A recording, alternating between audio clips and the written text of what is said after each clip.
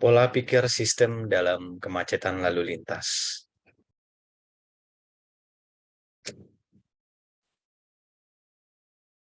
Ada 5 poin sini yang akan saya sampaikan, mulai dari penghantar, faktor-faktor yang menyebabkan kemacetan, dampak kemacetan, solusi, dan kesimpulan.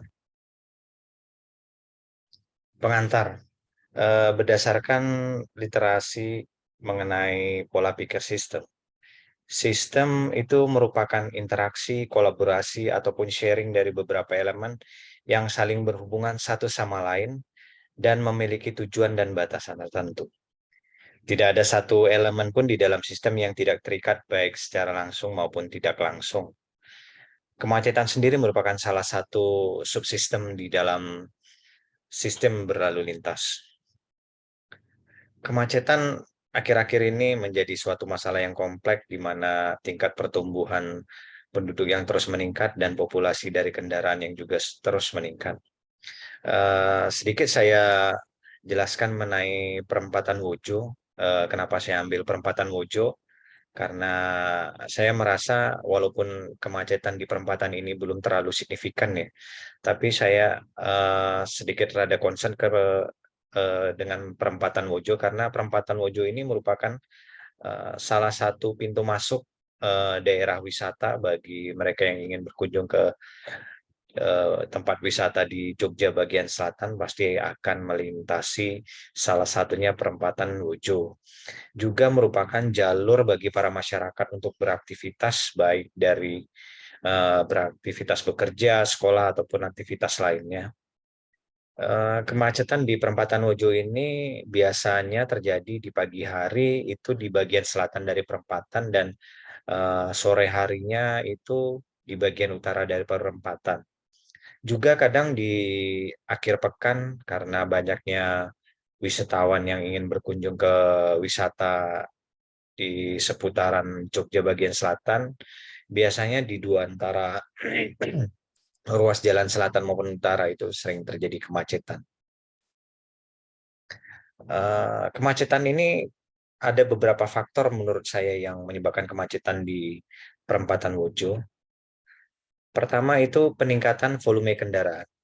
Eh, Kita tahu sendiri peningkatan volume kendaraan itu sekarang itu linear terhadap waktu. Dengan semakin bertambahnya waktu, populasi kendaraan terutama di Jogja juga meningkat. Sementara kapasitas dari jalan jalan rayanya juga tidak ada bertambah, sehingga memang terjadi penumpukan di satu titik ya. Selanjutnya pengendara yang tidak tertib berlalu lintas. Ini terlihat sekali ya banyak para pengendara yang kurang memperhatikan rambu-rambu ataupun marka jalan di sepanjang mereka eh, berlalu lintas.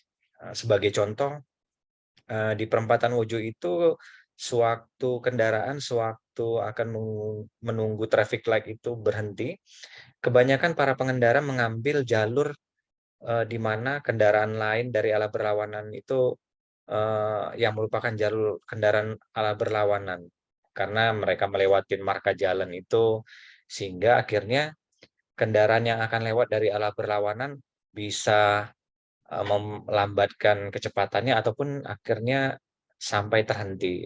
Makanya kebanyakan terjadi kemacetan karena pengendara yang kurang tertib berlalu lintas. Selanjutnya marka jalan yang tidak jelas ataupun pudar. Di seputaran perempatan Wojo itu marka jalan kebanyakan sudah bisa dibilang hilang ya. Jadi memang terlepas dari para pengendara yang kurang tertib berlalu lintas, kadang pengendara juga yang mungkin mengetahui fungsi dari marka jalan atau rambu-rambu jalan itu tidak bisa menemukan batasan di mana mereka harus berhenti. Jadi memang eh, hal itu yang membuat para pengendara akhirnya mengambil sebagian jalur dari eh, kendaraan yang dari arah berlawanan. Selanjutnya tidak ada angkutan massal. Angkutan massal memang di Jogja bagian selatan ini tidak ada ya. Mungkin ke depannya memang perlu diperhatikan eh, dengan bertumbuhnya kepadatan penduduk di Jogja bagian selatan dan tingkat mobilisasi masyarakat yang di bagian selatan yang kebanyakan beraktivitas di utara memang kelak akan membutuhkan transportasi umum seperti bus ini ya, ataupun yang lainnya. Faktor-faktor penyebab itu mungkin pasti akan berdampak ya pada pengguna jalan ataupun yang lainnya. Dampak kemacetan yang saya lihat di perempatan Wojo itu adalah pertama menghambat aktivitas pengguna. Jelas ya dengan adanya kemacetan, aktivitas dari para pengguna jalan itu pasti akan terhambat atau mengganggu aktivitas mereka yang bisa jadi mereka akan terlambat datang ke sekolah atau terlambat datang ke kantor, ataupun juga para masyarakat yang tinggal di sepanjang jalur kemacetan itu. Mungkin para masyarakat yang akan mengeluarkan kendaraannya yang tinggal di situ akan terganggu ya. Selanjutnya pemborosan energi. Jelas dengan kemacetan ini kendaraan yang berhenti itu tetap menghidupkan mesin dan otomatis konsumsi bahan bakar juga bertambah dan pastinya pengeluaran mereka di segi fuel pasti akan bertambah juga. Ditambah sekarang uh, harga fuel kendaraan juga sedang tinggi ya, sedang atau naik. Hal itu mungkin menjadi satu pertimbangan juga bagi para pengguna jalan. Selanjutnya peningkatan polusi udara. Polusi udara pasti ya, karena walaupun tanpa tidak adanya kemacetan, dengan adanya kendaraan bermotor pasti juga meningkatkan polusi udara. Tapi dengan ditambah dengan kemacetan ini, polusi udara di sekitar situ pasti akan bertambah. Selanjutnya mengurangi kunjungan wisatawan. Ini sedikit mungkin mengganggu ya bagi para wisatawan yang akan berkunjung ke tempat wisata bagian selatan dengan dilihatnya kemacetan yang ada di perempatan Wojo atau jalur yang mereka tuju untuk ke selatan. Mungkin mereka akan berpikir dua kali untuk mengunjungi tempat-tempat wisata yang ada di bagian selatan. Karena pasti yang jelas mereka akan membutuhkan waktu yang lebih lama lagi ya untuk sampai ke tempat tujuan wisata. Mungkin mereka akan berpikir untuk beralih ke tempat wisata lainnya di Jogja. Menurut saya pribadi sendiri ada beberapa solusi yang dapat saya tawarkan. Pertama, dari pribadi dulu ya. Kita sebagai pribadi mungkin sebaiknya sebelum melakukan perjalanan itu mesti merencanakan perjalanan kita. Ada baiknya kita mungkin merencanakan jalur yang akan kita lalui ataupun jam-jam di mana memang tingkat peak dari kendaraan itu lagi tinggi, kita bisa menghindarinya. Ataupun juga kita bisa memanfaatkan fasilitas teknologi yang sekarang ya, seperti Google Maps atau Waze, ya, itu fiturnya ada hmm, membantu kita untuk mengetahui real time ya kondisi di jalan apakah sedang macet, jadi kita bisa memilih jalur lain yang tidak macet. Untuk keduanya, desain sistem angkutan massal. Ini mungkin ke depannya ya, pemerintah setempat mesti memikirkan desain suatu sistem angkutan massal yang tepat lah dibuat Jogja bagian selatan.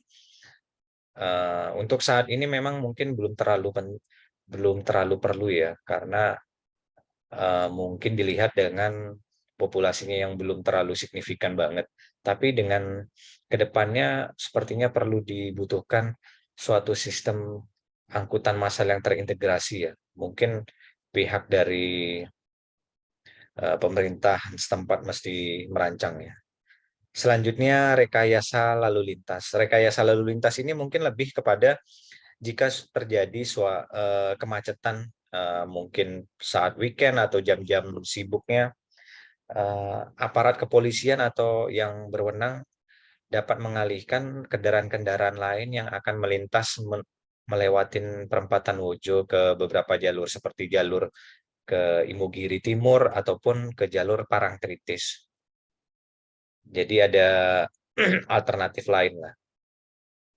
Selanjutnya, kolaborasi dengan pihak berkepentingan. Ini kolaborasi di sini lebih kepada pihak-pihak yang berkepentingan seperti kepolisian ya, lebih mensosialisasikan atau mengkampanyekan tertib berlalu lintas agar para pengguna yang pengguna lalu lintas itu pengguna jalan dapat lebih tertib lagi di jalan sehingga proses kemacetan ini bisa terhindari dengan para pengendara yang eh, tertib berlalu lintas. Oke, kesimpulan dari semuanya itu saya sedikit berkesimpulan di era yang terus berkembang, tingkat mobilisasi orang dari satu tempat ke tempat lain akan terus meningkat. Peningkatan ini juga akan dibarengi dengan meningkatnya populasi kendaraan di jalan raya. Oleh sebab itu, perlu adanya langkah-langkah lebih dini lah, agar permasalahan kemacetan tidak sampai terjadi dan diperlukan kesadaran tiap-tiap komponen di sistem lalu lintas itu untuk saling bekerja sama agar kemacetan ini tidak terjadi lagi di kemudian hari. Terima kasih.